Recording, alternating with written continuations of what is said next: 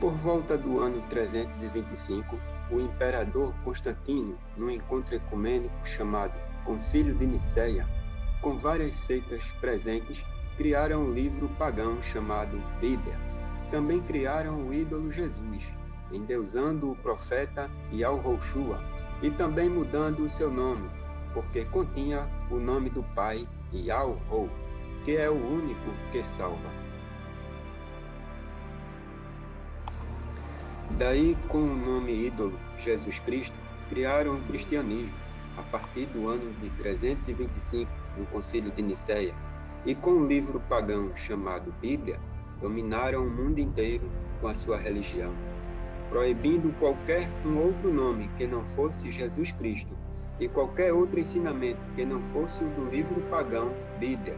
A Igreja Católica tem o significado de Igreja Universal, criada a partir desse concílio com o propósito de dominar o mundo.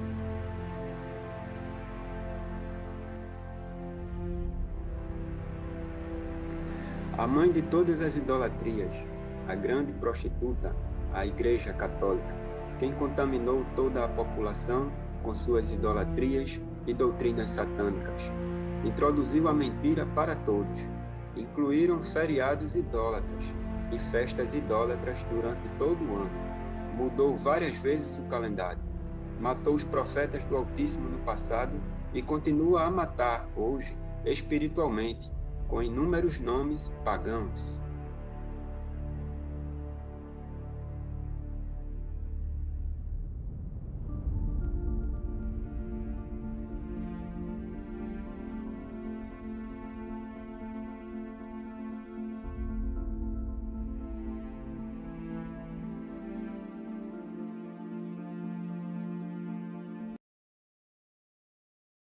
A Bíblia não foi mandada do céu via fax.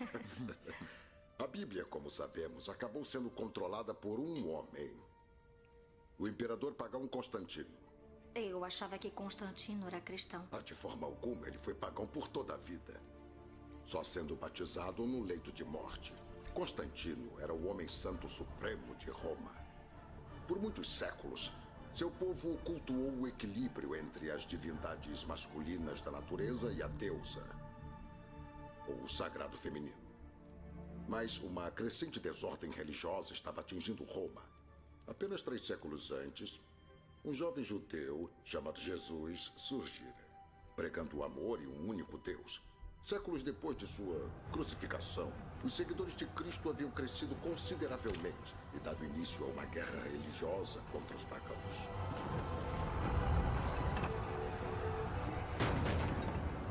Ou foram os pagãos que começaram uma guerra contra os cristãos? Lee, é impossível saber quem começou as atrocidades daquele período. Mas você concorda comigo que o conflito cresceu em tais proporções que ameaçava dividir o Império de Roma? Constantino pode ter sido pagão a vida toda, mas era também pragmático. E no ano de 325 d.C., ele decidiu unificar Roma sob uma única religião, o cristianismo. O cristianismo estava em ascensão. Ele não queria ver seu império dividido. E para fortalecer essa nova tradição cristã, Constantino convocou um famoso encontro ecumênico conhecido como Concílio de Nicéia.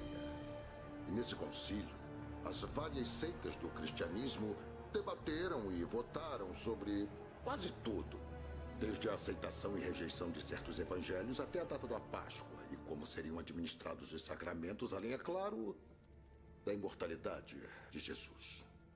Eu não entendo. Minha jovem, até aquele momento na história, Jesus era visto por muitos de seus seguidores como um grande profeta, como um homem poderoso, mas ainda assim um homem. Apenas um homem mortal. Alguns cristãos achavam que ele era mortal e outros achavam que ele era divino. Não como filho de Deus? Nem sequer um sobrinho distante. Não, peraí. Está dizendo que a divindade de Jesus veio de uma votação? Lembre-se de que naquela época os deuses estavam em todo lugar, dando a mágica humana ao homem Jesus, tornando-o capaz de fazer milagres, além de sua própria ressurreição. Constantino o transformou em Deus, mas dentro do mundo humano. E, ao mesmo tempo, tirou do jogo os deuses mais distantes. Constantino não criou a divindade de Jesus. Ele apenas sancionou uma ideia amplamente difundida. Semântica. Não, isso não é semântica. Está interpretando os fatos para apoiar as suas próprias conclusões. É fato que, para muitos cristãos, Jesus passou de mortal a divino da noite para o dia. Para alguns cristãos, a sua divindade foi Que reafirmada. absurdo! Houve até um pronunciamento formal de Eles sua não promoção. concordaram nem com o concílio de Nicéia. Por favor. Quem é Deus e quem é homem? Por que as tumbas estão dessa forma?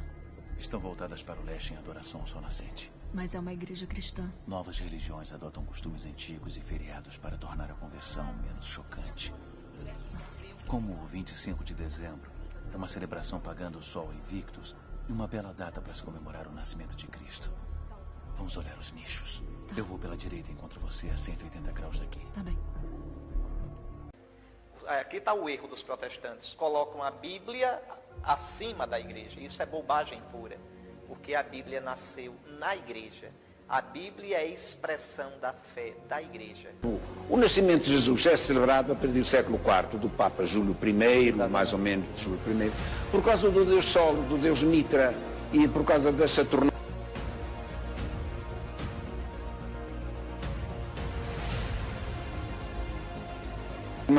Portanto, havia o grande Deus Sol, com as Saturnais, era o Deus do Império Romano, o defensor do Império Romano, o Sol, que depois nos traz a vida. E então, o 25 de dezembro é muito simples, quer dizer, é simples realmente. Jesus, ninguém sabe quando é que ele nasceu, ninguém sabe quando é que ele morreu, em que anos morreu, nem em que dia morreu.